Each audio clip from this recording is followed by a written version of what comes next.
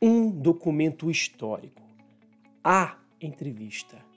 A grande entrevista de Adhemar José Jevaer e Marco Antônio Petit com o então Coronel Irangê Holanda falando sobre a Operação Prato.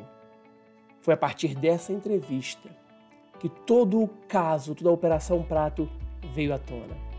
E esse será um especial para vocês. Bom dia, boa tarde, boa noite, boa madrugada, onde você estiver. Eu sou Thiago Luiz Chiquete. Sejam bem-vindos ao canal Desvendando Mistérios.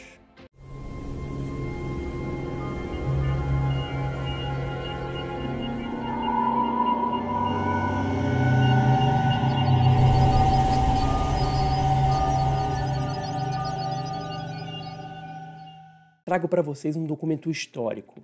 1h50 da entrevista, a entrevista que o coronel Irangê Holanda deu para Marco Antônio Petit e o Jevaer. Essa entrevista será dividida em 4 partes.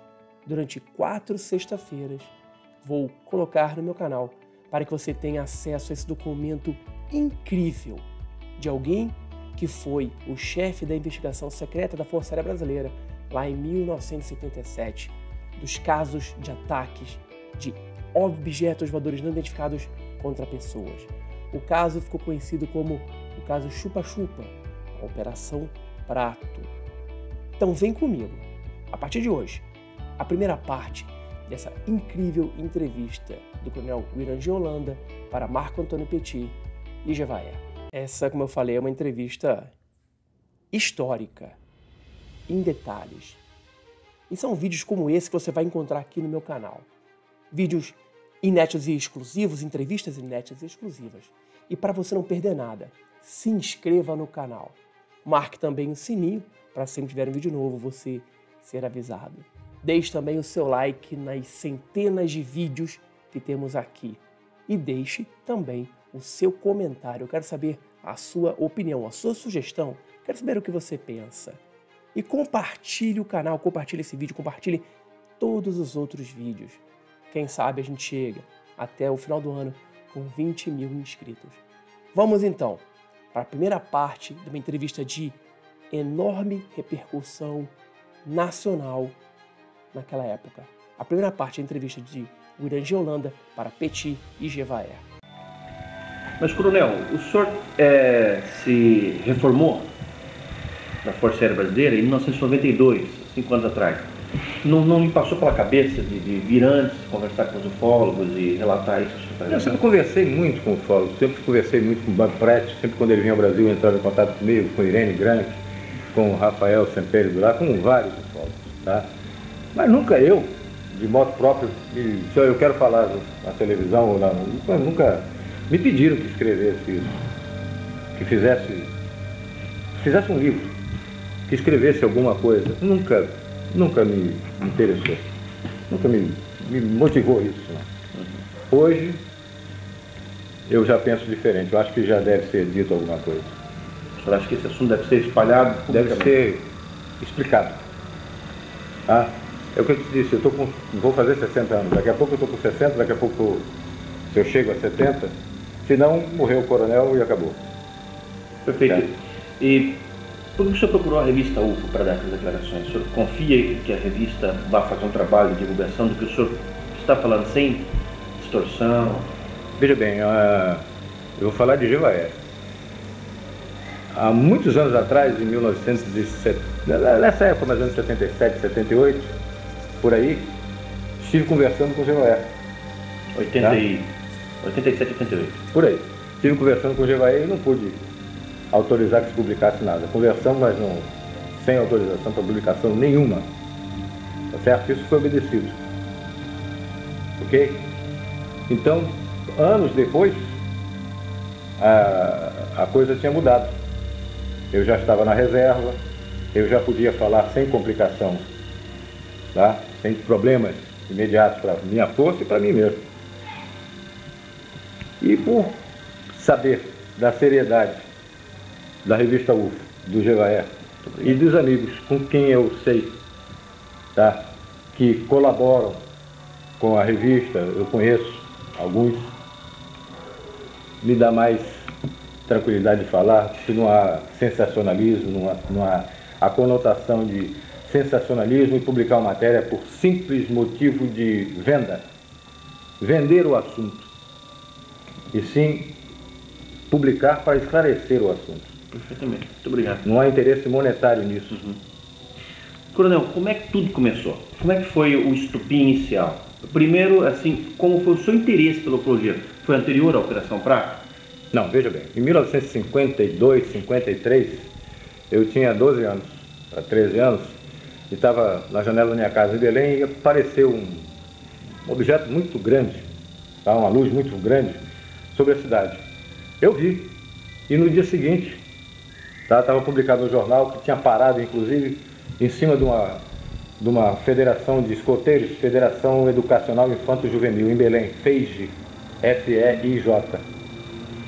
Tinha uma competição de natação e tinha parado em cima realmente, todo mundo viu.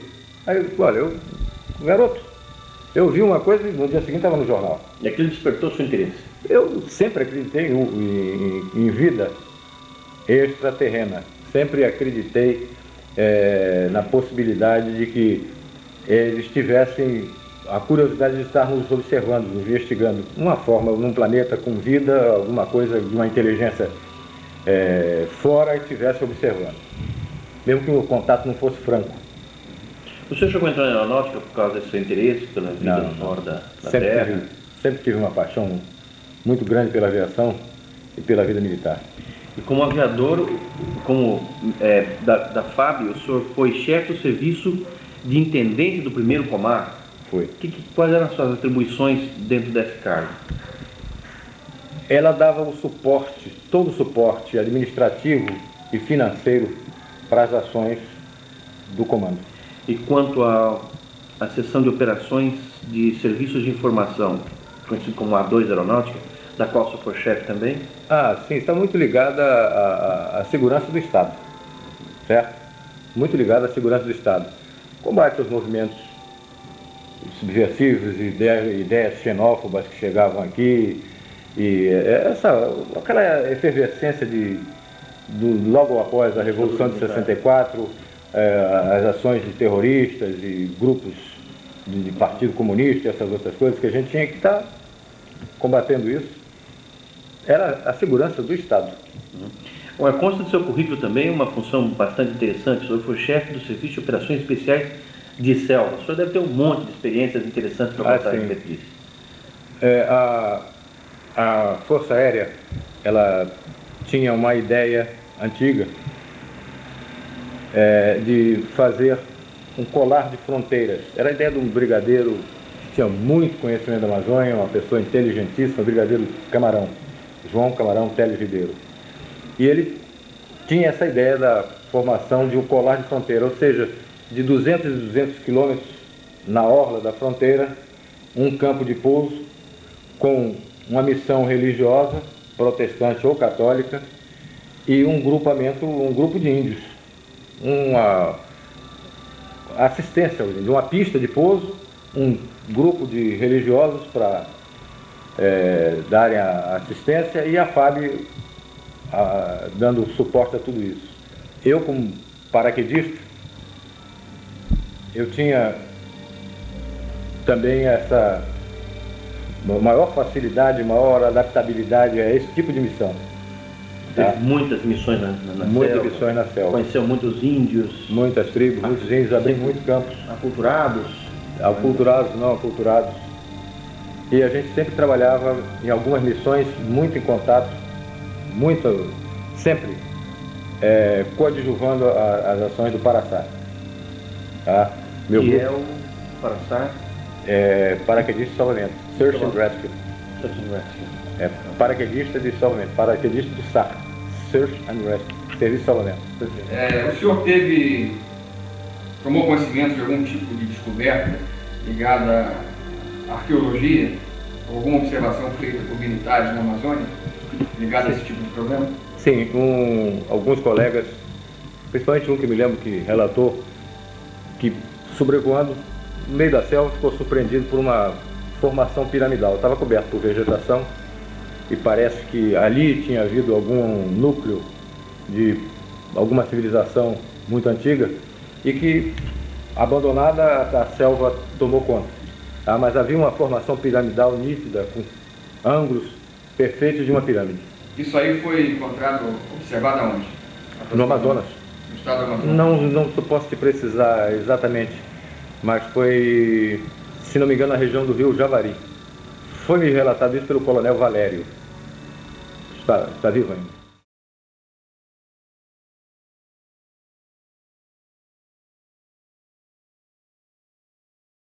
Coronel, bom, agora que a gente já sabe bastante sobre a sua atividade na Força Aérea Brasileira, eu queria agora entrar no assunto pesquisas ufológicas.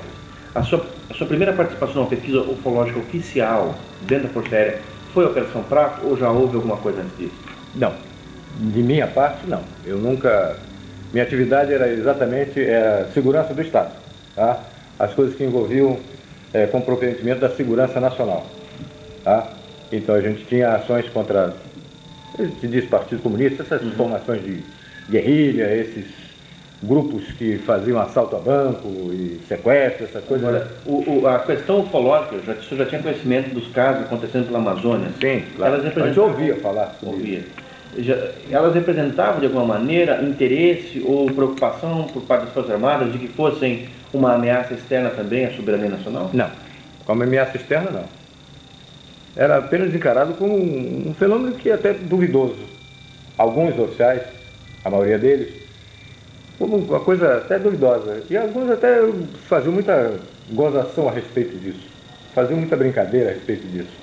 Tá?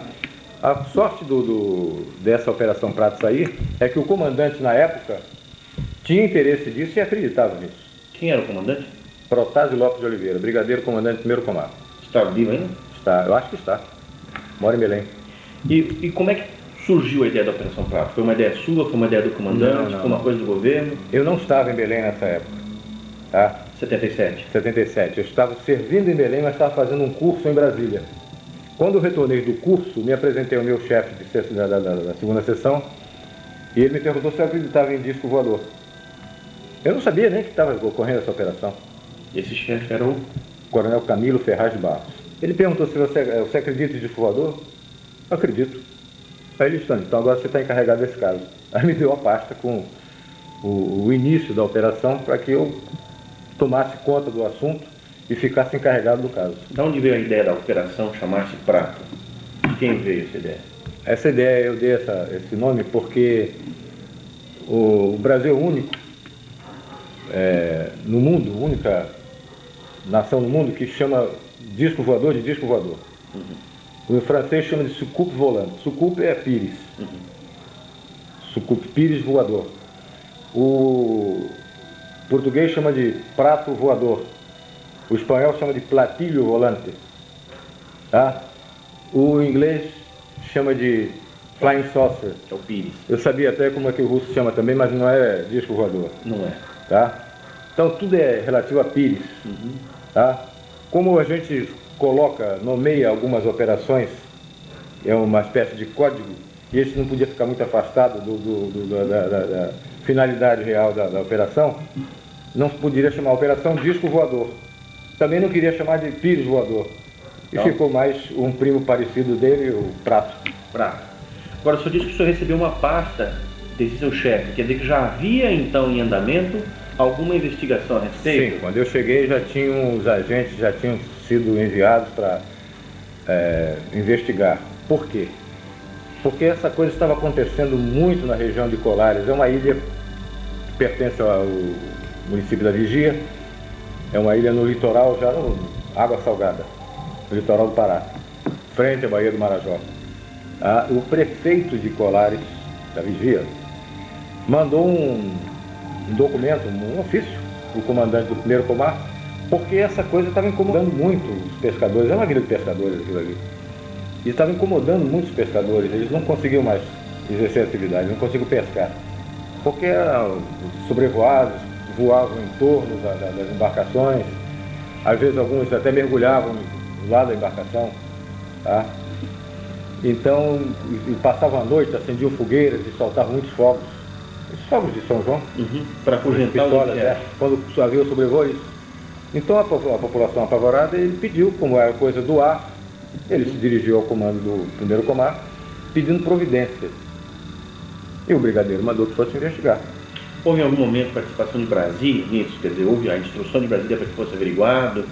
Brasília pediu cautela, caução, a confidencialidade? Não participei, na época eu era capitão, eu recebi a ordem. Eu não participei desse entrelaçamento, tá? Era do brigadeiro para a sessão. Nós éramos da segunda sessão dele. Então, se houve, era entre ele e Brasília. Eu não tomava conhecimento. Eu tinha que cumprir a missão que ele me determinou.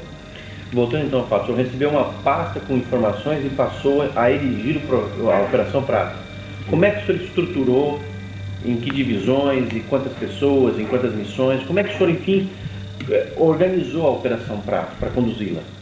Bom, eu era o chefe, na época capitão, e tinha 5 agentes, às vezes 5, às vezes 6, às vezes 4, mas eram basicamente 5 agentes, sargentos, que trabalhavam na segunda seção.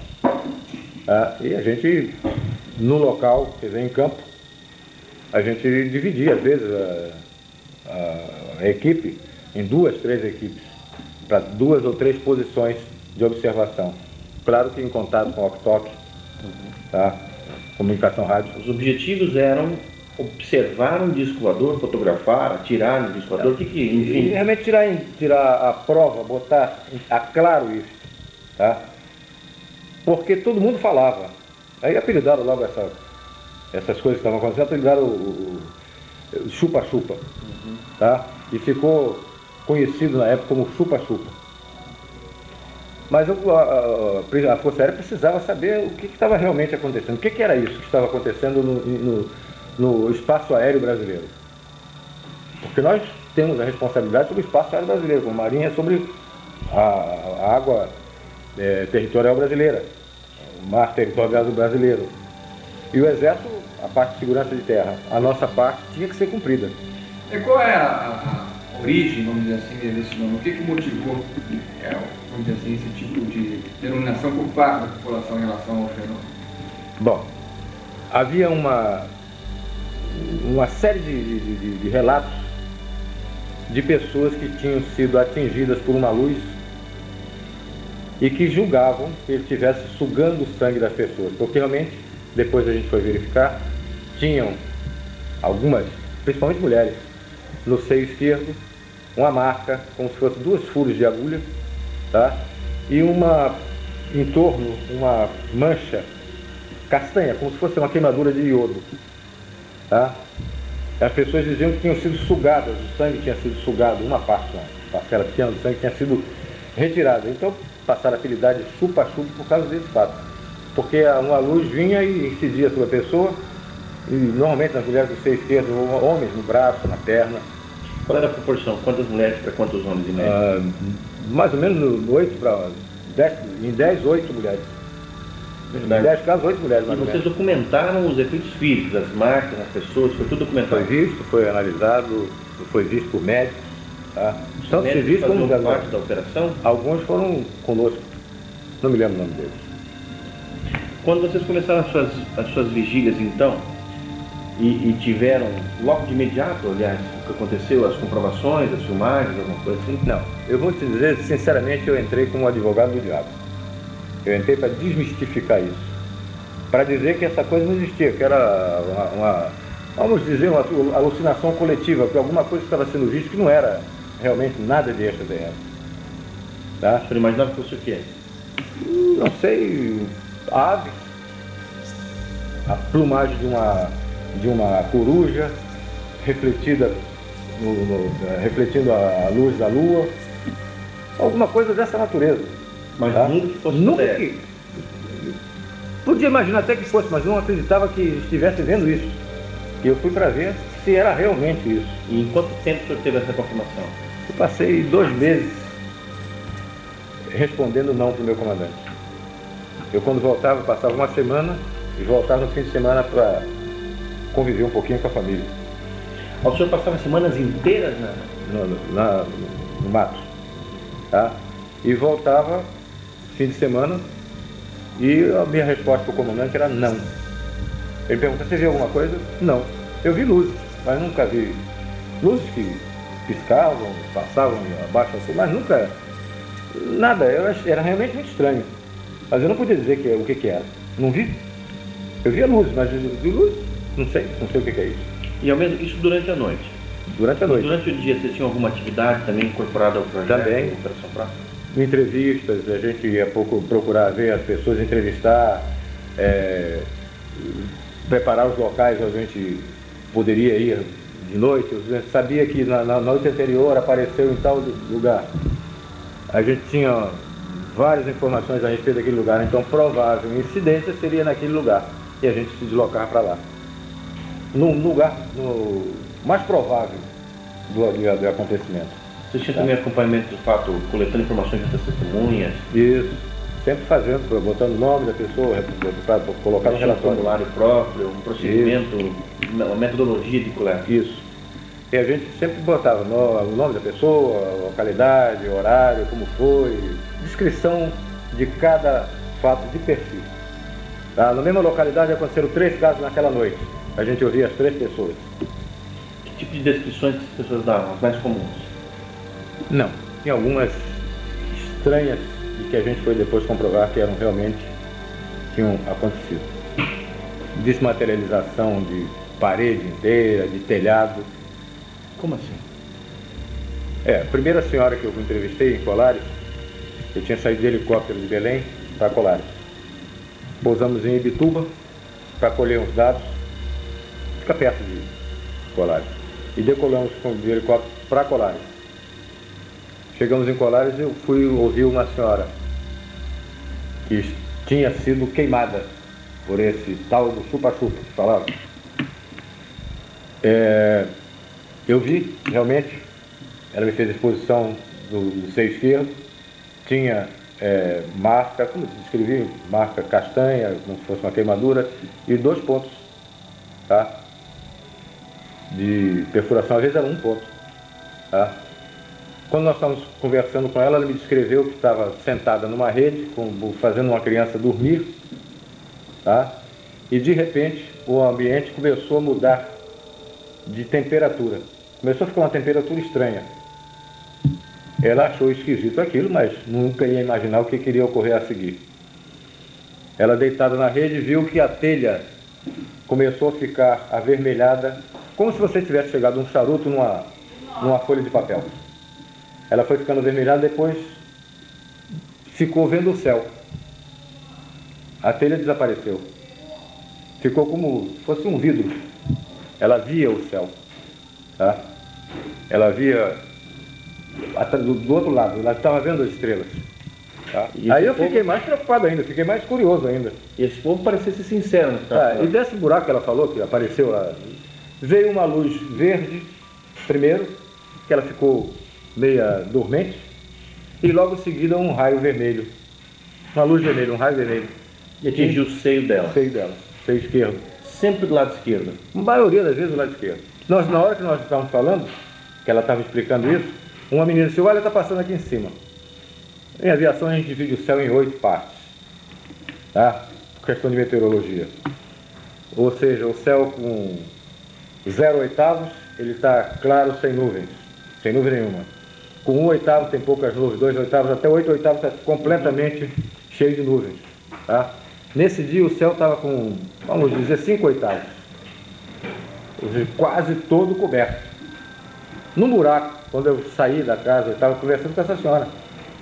Quando eu saí da casa, eu realmente vi passar no buraco da nuvem, que a moça estava apontando, passou uma luz com velocidade razoável, não era muito veloz, e piscava sempre, uma oscilação de 1 segundo. Isso, piscando, passou na direção norte, tá? Eu olhei e disse: pô, pode ser até um satélite, porque o satélite até às 8h30 da noite ele ainda tem a iluminação do sol, o satélite artificial nosso, sim. E ele podia, por algum movimento de rotação dele, alguma coisa, ele está emitindo aquela luz piscante. Só que essa luz voltou. Logo em seguida ela voltou, o satélite não volta. Ficou mais estranho ainda. Mas eu não podia dizer que isso era um disco voador. Eu não estava lá para dizer que qualquer coisa que aparecesse era um disco voador. Eu estava a tirar limpa essa história. E essa era a minha missão. E então, o que você achou? Tenho certeza que poucos de vocês assistiram na íntegra essa entrevista. Essa é só a primeira parte. Na próxima sexta-feira, teremos a segunda parte, a terceira e a quarta logo em seguida. Um abraço para vocês e até a próxima.